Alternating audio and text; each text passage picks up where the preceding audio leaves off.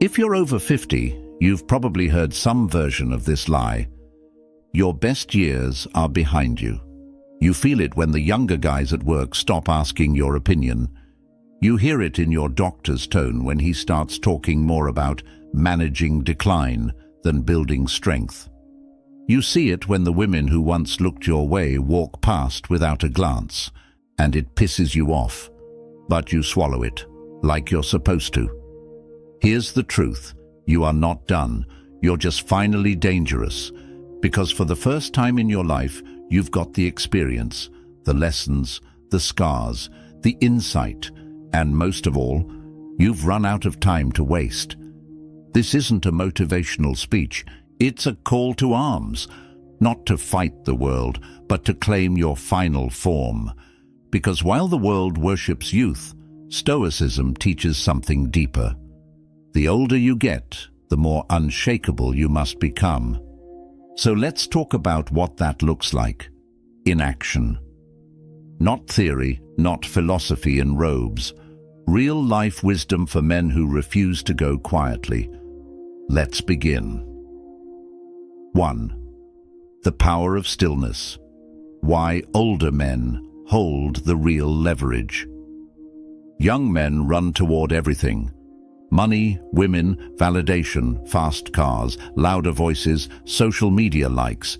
It's chaos disguised as ambition. But an older man, he learns the art of stillness. Stillness is not passivity, it's controlled power. It's knowing that 90% of what most people chase doesn't matter, and the other 10% can't be bought. When you're still, you stop leaking energy trying to fix everyone, impress strangers, or be liked. You move from reaction to presence. Ever watch an older lion in the wild? He doesn't chase, he waits, because he knows exactly when to strike and when to stay quiet. As a man over 50, you hold that same potential. You don't need to be the loudest in the room. You just need to stand like someone who's seen death and didn't flinch. Stillness becomes your gravity. It draws people in, women, respect, power, because people sense something deeper in you, a man who's survived himself. 2. Unapologetic masculinity. Let the world call it intimidating. There comes a point in every man's life when he either shrinks to fit the modern world or he becomes a mountain people learn to walk around. You don't owe softness to anyone. You don't owe political correctness to people who haven't lived a day of your life. This culture wants older men to apologize for being masculine, for being direct, for having standards, for not bending to every emotional wave. But guess what? Your unapologetic energy, your too much presence, is exactly what a softening world needs. You don't have to shout. You don't have to argue. You just have to exist without folding. Start taking up space again. Sit with your legs wide. Speak slowly and clearly. Hold eye contact until the other person breaks. You're not mean. You're not toxic. You're masculine. And that is rare now, which means it's valuable. Don't bury your nature to make others feel safe. Stand tall. They'll adjust. 3. Reclaiming. Discipline. How the second half becomes your prime. They say men peak in their 30s. That's false. Most men peak whenever they decide to master themselves. Your 60s can be your prime, but only if you return to discipline. Discipline isn't about military routines. It's about dignity. Wake up and move your body. Eat like your future depends on it, because it does.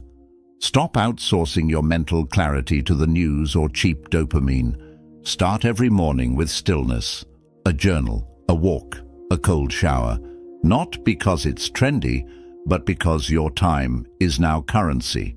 Spend it wisely. You want vitality back? Train your body again. You want clarity? Stop consuming trash content and start building your cathedral of thought. The older you get, the more your actions echo. You're not just living, you're leaving behind a blueprint. Leave a strong one. 4. The woman. Question: why you stop chasing and start attracting. You might notice something after 50. The chase gets old, the games get boring. You no longer want to impress, you want to be met. And here's the paradox.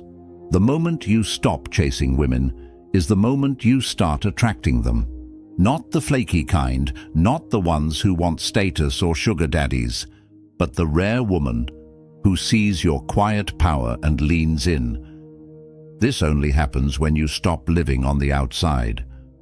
Women are drawn to self-contained men, men who don't need their approval, men who are whole. So stop trying to be younger. Stop dressing like you're 25. Own the grey. Wear the wisdom. Speak from the chest, not the throat. There's nothing sexier than a man who walks like he's already enough. You're not invisible. You're just finally in a place where you choose what you see. 5. Legacy mode. Activated. Why it's time to become the man they talk about when you're gone. This final chapter? It's not the end. It's the moment where everything counts. The conversations you have, the way you treat the young men around you, the example you set when you think nobody's watching. Most men live to be remembered by a paycheck, a title, or a car. But real legacy lives in the impact you made when no one asked you to. What did you teach? What did you tolerate? Who did you protect? Who did you become? Your legacy isn't a tombstone. It's how people change because they knew you. So start living as the man they'll quote at your funeral. Be the one whose name gets brought up when younger men ask, "Who showed you how to be a man?" Let the answer be you. You're not past your prime. You are in the age of power, where your calm cuts deeper than chaos, where your presence is heavier than any flex. But only if you reclaim it. If you feel this in your bones. If this video reminded you of the strength you forgot you had, type "I'm not done" in the comments. Let's light a fire under the older generation of men. Because we don't need more noise. We need men who walk with purpose, speak with weight, and live with legacy. Subscribe if you're done being talked down to. And remember this, age doesn't weaken you. It sharpens you. Only if you let it.